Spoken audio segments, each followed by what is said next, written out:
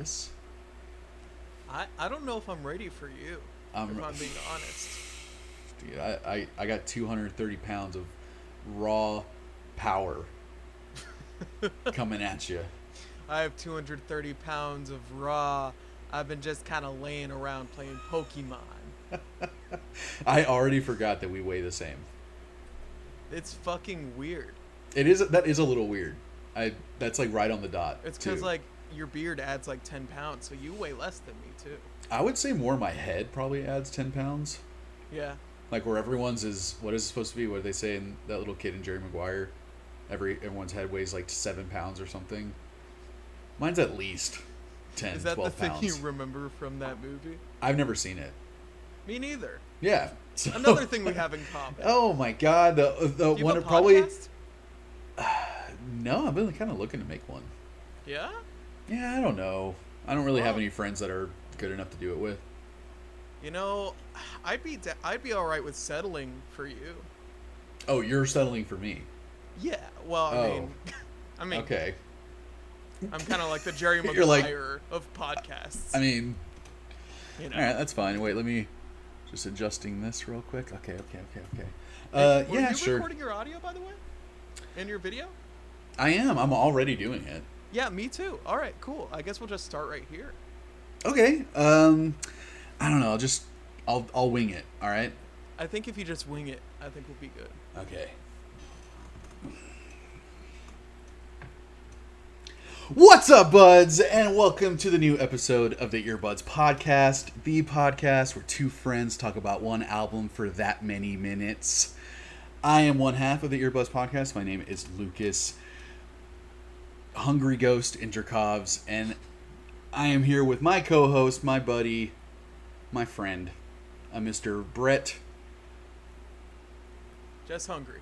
Just Hungry Hanrahan. Yeah. And we're here to talk about one album in particular that I brought to the podcast. Brett, you had never heard this band before, I don't think.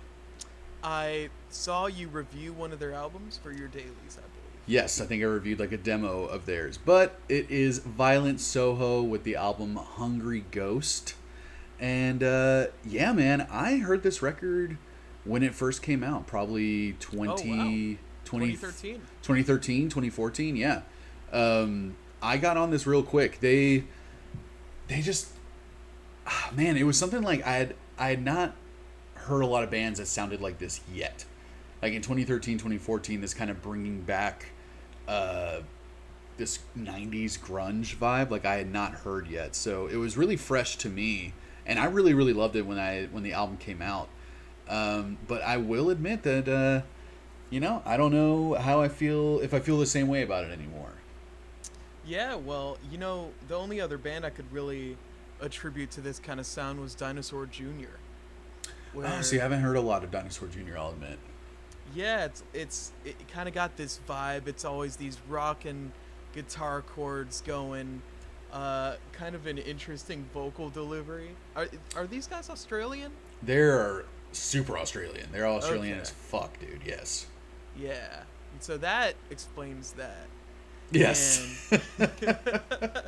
And just like wide open, the drummer's always on like a crash or an open hi-hat. The guitarist is probably doing distorted like chords, Yes. deep Yeah. on the neck. Yeah. And- It's like the first time I heard it, it was so refreshing, because I could hear they wear their influences like on their sleeve.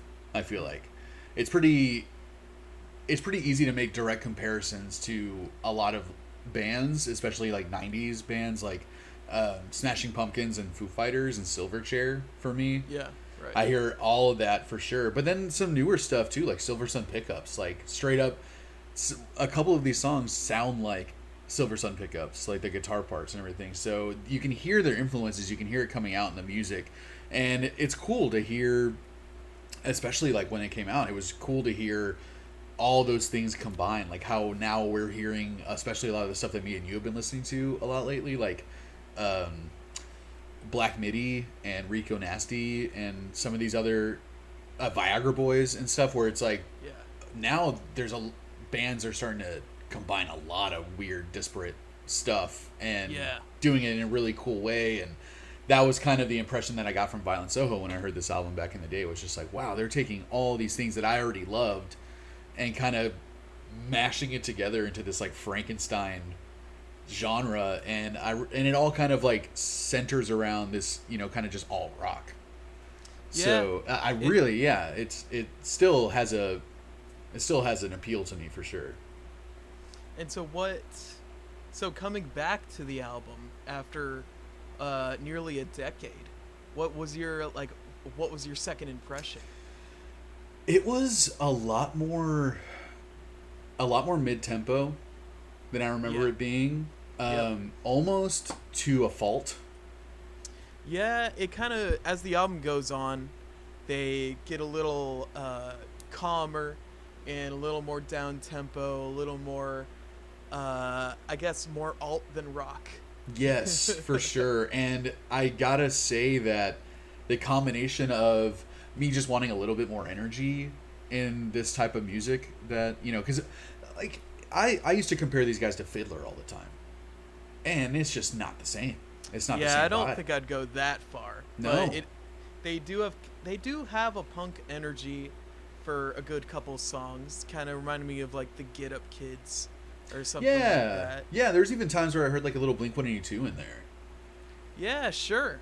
It's a lot to do with even they'll have slower songs that'll still be pretty loud and explosive, but they will also just bring it down to nearly a hum. And I did kind of enjoy those dynamics through the album, but for sure, they kept a lot of the verses pretty quiet, pretty tame, and they let those choruses really open up and get loud. And the bridges pretty much across the album were just kind of riffs, which I liked as well. Yeah. But boy, a lot of people, I saw that critics were giving it a little shit for that same reason, though. I mean, like, it's gonna be a hard sell when you give me an album cover like this. Yeah. And you kind of don't follow through on it. God, I love the art so much, dude. Yeah, like it makes, I don't know, like it's kind of weird to have a certain genre interpretation of a piece of art. Right. But if you see this flaming, like, burning skull with the eyes popping out, the jaw agape and jagged. Yeah. You imagine something like metal or punk or some hardcore stuff. Something really abrasive, right? Yeah, which this and dark. album, it never really reaches the intensity of this album art. I would say one moment does, for me. And it's the chorus of Covered in Chrome. That yeah. It reminds me so much of Bono from South Park. Whenever you ever seen the episodes of that Bono is a character in South Park? Like the U2 guy? Yeah. No. Oh, dude, it's amazing. Like, he looks obviously like hilarious, but then one of the things that he does a lot when he's walking away is going, yeah. And that chorus reminds me so much of that. But still, like, that is the one moment where I'm like, it's one of the only moments on the record that it feels like it's balls to the wall, and like just they're really fucking playing hard on that part. But yeah, you're right. Like, the album cover and the art is so cool. I literally want to buy it on vinyl just to have it, just be able to see it that big. Yeah. But And other than through, it doesn't follow the music very closely. Going through Genius and seeing the single art they had for some of these songs as well, kind of has these punk metal vibes to them. I think Luke the singer does their art. I'm not 100% sure. I'm not 100% sure, but I know that he got nominated for some Australian music award, and it was for like album art, and it was a singer. But it does kind of sound like these guys are really, really popular and like really well respected in Australia, which is cool. Well, let's give them some of their roses, right? Let's give them some of their flowers. They get some flowers, man. I could use a little more energy on this, but like, God, they have some real good songs on this record. Yes. They have some cool riffs. I love the atmosphere of most of the record. Yeah, I'd And say like a lot of it is very like the drums are punchy for the whole album. yeah, And I for wouldn't sure. say that the drums are ever doing anything that I'm just like, "Whoa." Like there was not one fill on this record, right? That you were just like, "Whoa, cool." Yeah. But they're in the pocket the whole time. They're bringing the energy as much, like for the most part, pretty much across the whole record. And yeah, man, I would say like across the board too. I love the production on this album. It's Yeah. very It's very great. fuzzy, very bassy. Like you don't hear that a lot in this type of music where it's like it has a full sound to it. It's not just like kind of being this abrasive, scratchy, tinny sound. Like Yeah. there's a lot of mids and bass on these songs, and I fucking totally appreciate that too. I do appreciate the bass. Yeah. And that's kind of that little up in production is kind of what separates them from their contemporaries and stuff. Where Right. like Dinosaur Jr., like I alluded to before, has a very tinny, trebly mix for most of their Okay. production. And then think Um, about like the other band that we compared them to, Fiddler. The album that yeah. we listened to, their self-titled, it was just like that was one of the things we called out on that album was like, wow, it sounds so shitty. But no, at this point, they've been in the game long enough. They got some good production. The drums sound great. I love Yeah. the guitars. This singer is An acquired taste. an acquired taste. The sing, yeah, I don't. It's not. It's something you can get over. You know, for if you sure. listen to it enough, it's not something that you'll hear and be like, like I don't think I'm gonna get like it'll be fine. You'll live. Okay. It takes getting used to though, for sure. It's like he's like the blue cheese of singers, where it's like you have to have blue cheese a few times to kind of understand why it works. You know, Yeah, he kind of has this at times bratty delivery, very and nasally. he's like almost sliding up and down to notes a lot of the Yeah. time. Where he's All I kinda ever wanted was a 9 to 5. Like Yeah. kind of, he's not a good singer in any traditional sense of the word. Like saying good, like a It's great he's a great vocalist for this band for this type of music, but he is I not think a good vocalist. he's a great frontman, and Yes. he's definitely got a lot of energy. Good But songwriter too. Good lyricist. The lyrics yeah, are good good. artist apparently. Good artist apparently. Yeah, the lyrics are really good across the whole record too. Even though Yeah. sometimes I don't know what he's talking about, but I still like what he's saying. I did appreciate the lyrics on this one.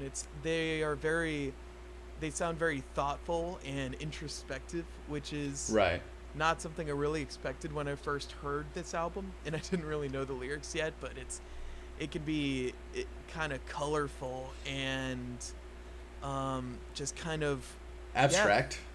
abstract and what's the fucking word? Ethereal at points. Right. You know, Where he's which, kind of like alluding to things, but even it doesn't even sound like he knows exactly what he's alluding to. He's just like, I'm just alluding. it Just sounds like he's like, just let me allude. it sounds like he might just like pick and choose lyrics from different poems he's made, or Maybe. it's just like lyrics that make sense to him and that's all he cares about. Like He's he just doesn't like- really care about making it accessible to everyone, Yeah. which I think is like totally fine. No, But- I'm the lyrics that I wrote in our band like didn't ever really have a point or a structure or anything. But maybe you're right that he like grabbed it from little bits and pieces from here and there. Like maybe he listens to Nas's fucking Lost Tapes album once, and then he's just like, that I'll just do that. It's like, oh yeah, I think that could work out. But Luke's voice is very like nasal, very gruff.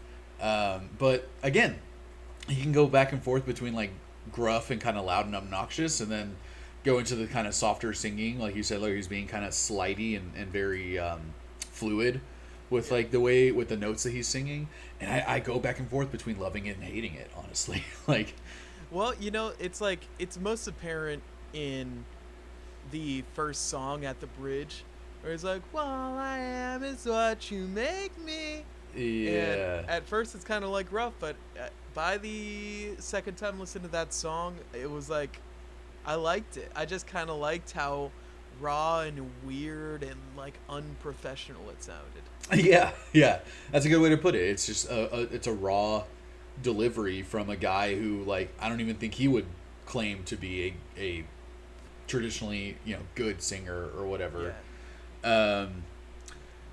But going back to the music too, it is a really great, like I mentioned in the beginning, like why I liked them so much, and there's still why I liked a lot of parts of this album was like the mix of grunge, alt rock, and indie, and they blended all really really well. Nothing felt forced. It all felt like supernatural. It just kind of seems like how they write. It didn't seem like they were trying to go for anything, And Yeah. again, like Smashing Pumpkins, Silver Sun Pickups, even Pavement at times, Foo Sure. Fighters, Silverchair. I mean, there was a lot, and dude, I loved pretty much all the guitar work on the album, and there are some fucking killer riffs on this album.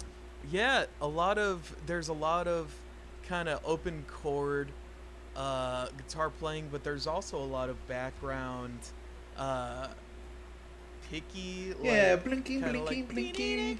Yeah, kind of stuff like that. but I feel like Um, they're my favorite riffs on the whole record were the ones like pretty much at the end of several songs, like yeah. uh, Covered in Chrome, In the Aisle, Eightfold.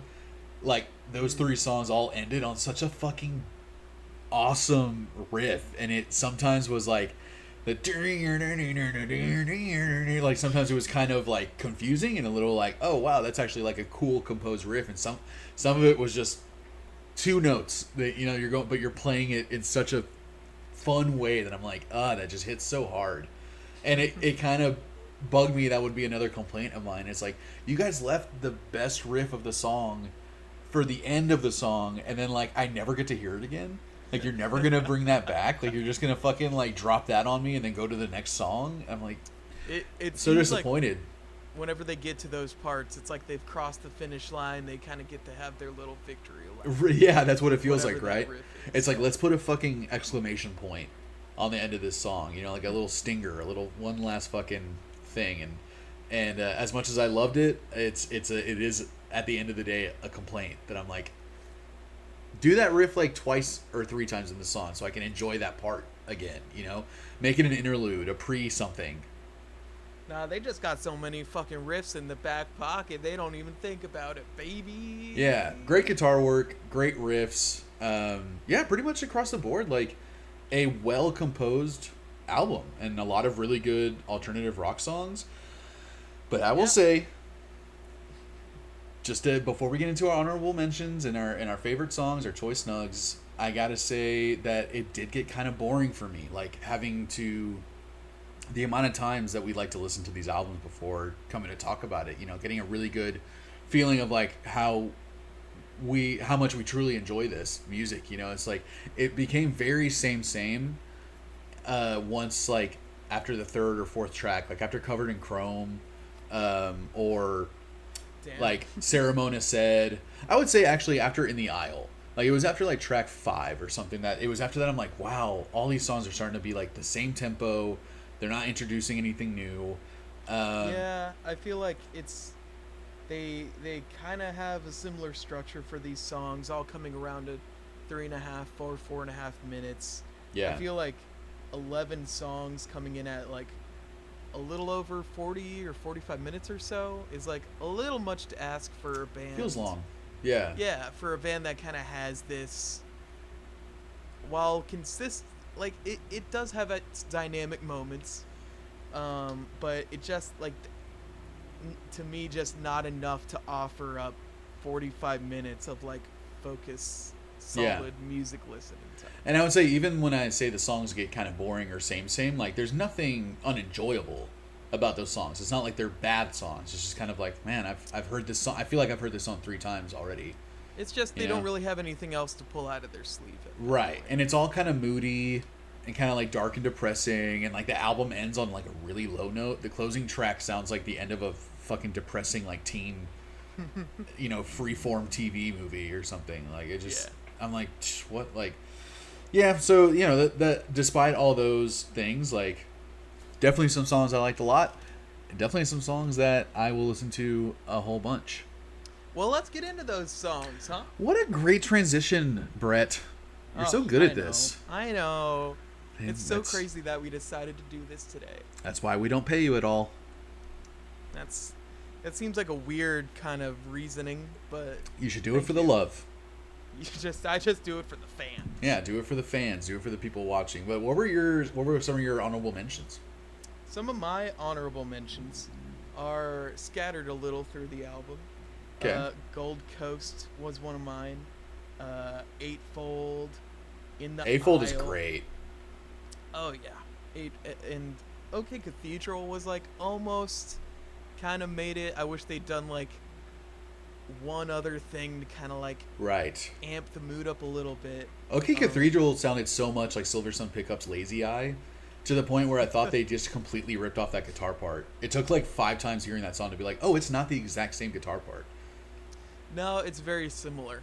Yeah. It's and like the rest of the music supporting that riff. It sounds exactly like that song, dude. Yeah. What were some of your Anis? Ceremonia said, really liked that song. The sound, the drums sounded like extra loud on Ceremonia said for some reason, and I thought it was a good choice because it's like, especially where the verses, the guitars are like so quiet, they're not even doing much. The drums like really stood out, so that kept the energy going. In the Aisle, kind of a cool punk vibe on that one, almost a Bronx feel at times. I know I make comparisons to Bronx a lot, but I don't have a lot of frame of reference for that genre of punk music. Yeah. But man, and that riff at the end of In the Aisle is just so fucking badass. That it's so fucking cool. It literally just started playing like in my headphones right now.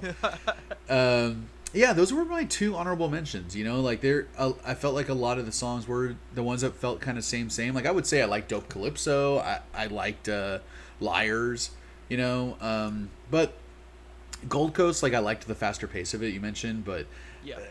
I wish we just got more of that change of pace and vibe to the record. So like, you know, it's a standout in a good way, but also like just like their ending riffs. I'm just like, I'm selfish and greedy, and I want more of the stuff that I like. But my first choice nug, which is honestly the reason why I brought this album to the podcast, even though I'd heard the whole thing many times, but Covered in Chrome, man.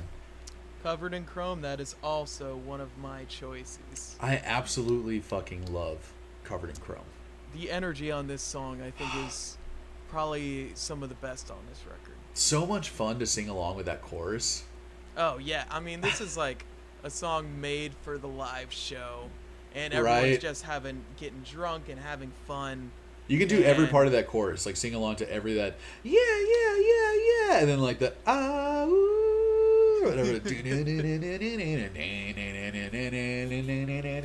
Like, it's such a great riff, dude. Yeah, and it just like, it sounds so fun. It sounds like Yeah. they had a lot of fun making it. They have a lot of fun performing it. Yes. It's just a fun, young, raw, energetic song to me. Yeah, dude, I agree. It's has always been my favorite on the album. Has pretty much always been my favorite Violent Soho song. God damn. Dude, I gotta stop drinking these fucking sparkling waters Those while we're La recording. Croix? Yeah, this is ridiculous. I've been burping this entire time. You know that happened to me when I was It's just doing. bubble water, dude. What did you expect? I wasn't thinking, but I filmed my first like weed strain review video, which I haven't put it out Cross yet, but promotion. keep your eyes out for that, buddies. If you're into weed, I'll share it. But I didn't drink like I had a coffee before I started doing it, and then I like for the rest of the day I was drinking water. So I'm like doing this video and I'm by myself, and for some reason I was burping the entire fucking time. Coffee has never made me burp before. Water has never made me burp before, but for some reason I'm having these like acidic burps for like the 30 45 minutes I was filming. Which of your voices were you using? I was using my real voice.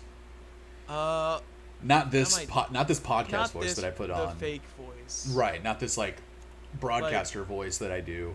Whenever I'm in private, and I gonna can keep just I'm go into drinking. my regular voice. Sounds so, it's so much more comfortable to me, but it's not Yeah. viable for long-term podcasts to do that all the time.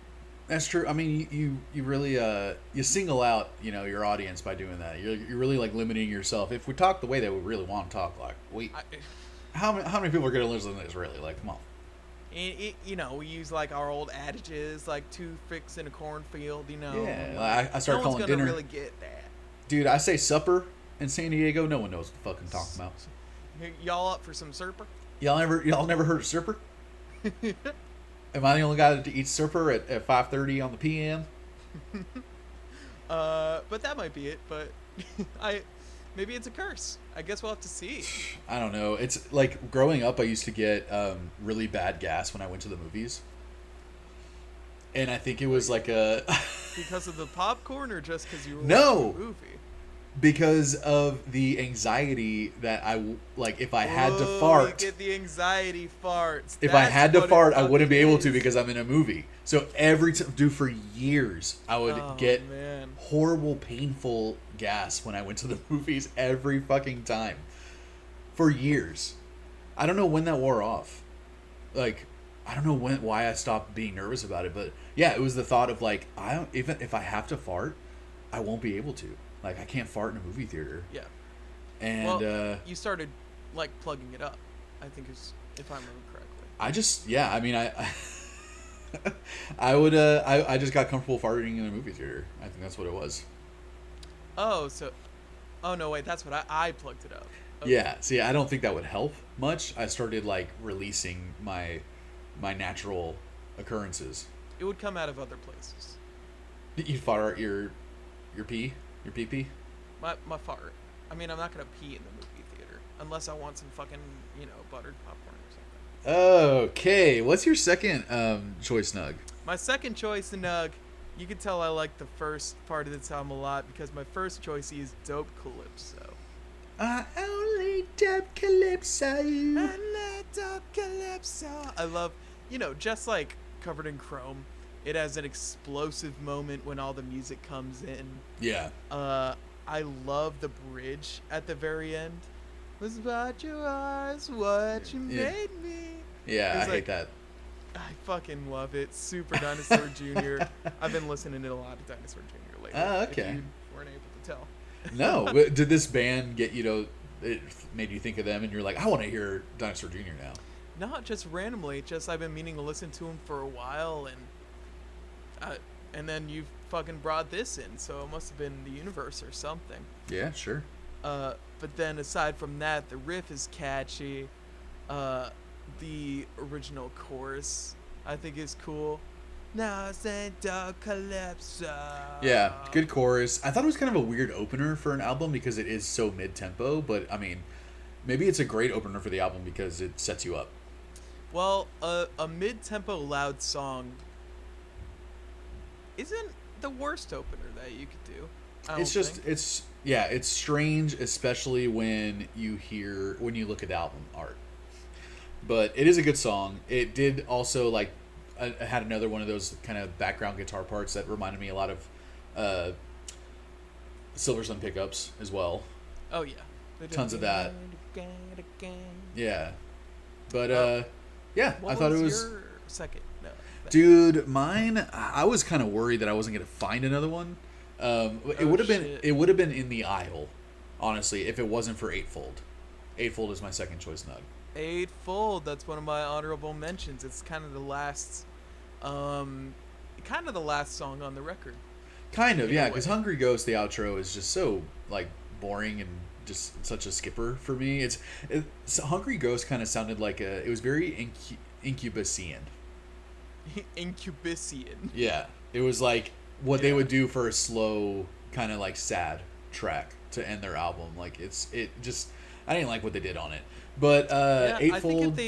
I wish they put Hungry Ghost kind of in the middle of the record or something. Yeah. And Eightfold was the finale. Eightfold would have been a great closer. It's tons of energy. The guitars are super punchy because they're doing this kind of chuggy thing, but the kick is hitting it at the same time. So Yeah. it gives this like super punchy feel with them. That this song was also like where the pre-chorus really, whatever they did in the pre-chorus, sounded a lot like Blink-182 with me, and that might be because Luke's voice is so fucking whiny. It sounds like Tom DeLonge a little bit, but there was something Blink-182-ish. And really what made it my choice now, what pushed it over the finish line, was that bridge riff where they cut the beat in half, and they do Yeah. because they've been going pretty consistent, like kind of a faster beat, and then they cut it in half and just do this awesome fucking riff to right like in the last minute or so of the song, and that really pushed it over the edge for me. So they're still doing like the vocals and stuff. yeah. Yeah. It's just like, dude, that simple trick of just let's cut this beat in half and fucking drive this thing home. Like, it was just so it always works. It's a very simple ace, but an ace up the sleeve nonetheless. Yes. So, Brett, was this album an ace up the sleeve for you? Yeah. No. You know, it's. I feel like if I heard this when it came out, I would be as into it as you were. You Right. know? And 8 years ago. It came out 9 years ago. That's which is crazy. It would be my junior year of high school. wow. So I think people that have not listened to like hardcore stuff getting into this would appreciate it a little more for whatever reason. Yeah. It can be a little samey. It's a little too long. It's a big ask for people to listen to a band like this for this long. Yeah, unless this is like your shit. Unless this is like your shit, which it very well could be. Easily. It very well could be. And there's some definite big high moments. There's some good low moments. Mm-hmm. But, you know, not spectacular or extraordinary, I'd say, in any way. So it's going to be somewhere around like a 6.8 for me. Okay. I mean, that's solid, man. I agree with everything that you're saying. And I'll even put on top of it that I'm going to come in lower than you because of how much I really love this record. I haven't heard it in probably 4 years. Like, listen to this whole album, you know? Yeah. So I've spun it. It was on in rotation for a long time, and I really, really liked it when it first came out. So I was really excited to go back to it, right? And then going back and realizing, like, fuck, this isn't as good as I remember it being. Or maybe my tastes have evolved since I heard it, you know? Or I've heard so much other good shit that's doing the same thing that they are doing on this album, and I'm like, fuck, this just doesn't compare to some of the other stuff. And I would definitely say, too, like, out of all the bands that are coming out of Australia these days, you know, Psychedelic Porn Crumpets, fucking King Gizzard, just to name two out of so many that I can't think of like right now, but there's just so much good rock music and alternative and psychedelic and even punk coming out of Australia right now that you hear this and you're like, these fucking like Violent Soho walked so Psychedelic Porn Crumpets could run. Wait, you know, you listen to their recent stuff. Do you think they're developing in a way that you enjoy, or? I definitely think the songwriting has gotten better, and they're a lot more. They're allowing themselves to be a lot louder and a lot softer.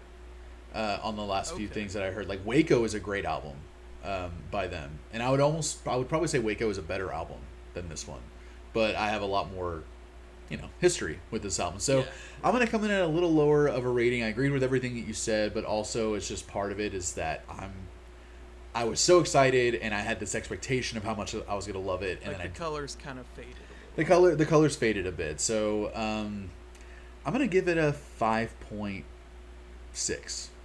Wow. Right in the middle, 5.5. Like, yeah, man, it was kind of a bummer. I was a little disappointed listening to it, and especially the last time, especially like right before we jumped on and started talking. Like, there was a part of me that I was like, man, it's starting to bore me. And I mean, shit. What do y'all think? Did you listen to this record? Has your opinion changed of it? Are you just listening now? Is it boring you? Like, what do you think? Are we boring you? Are we boring you? That's impossible. Because we're impossible.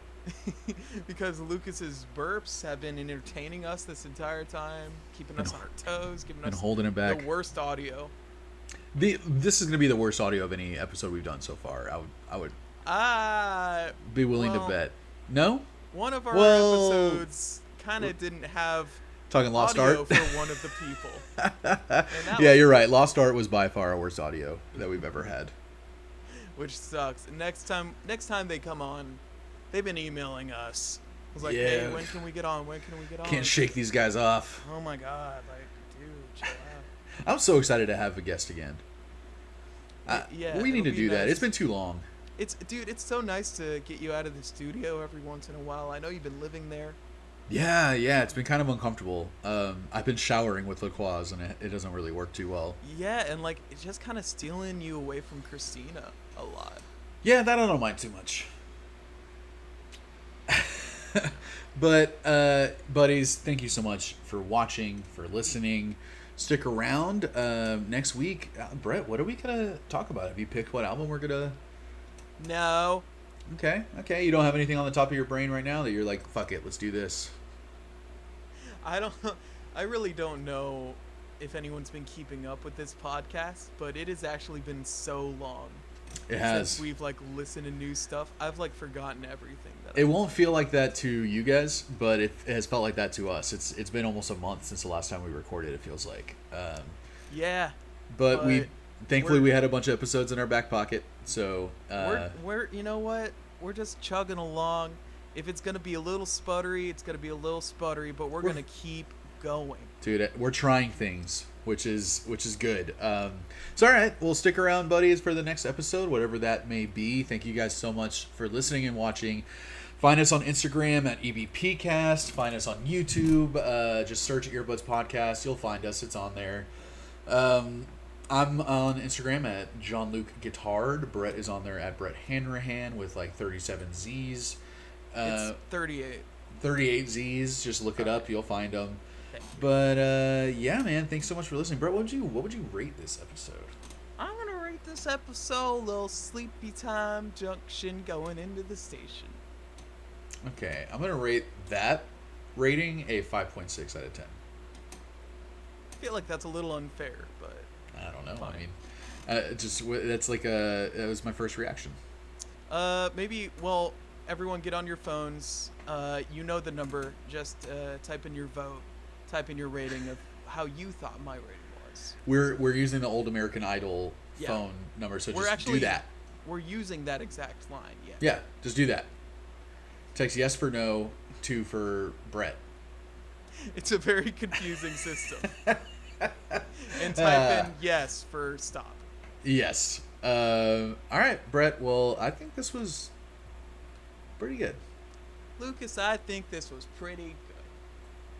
Bye, Brett. Bye, Lucas.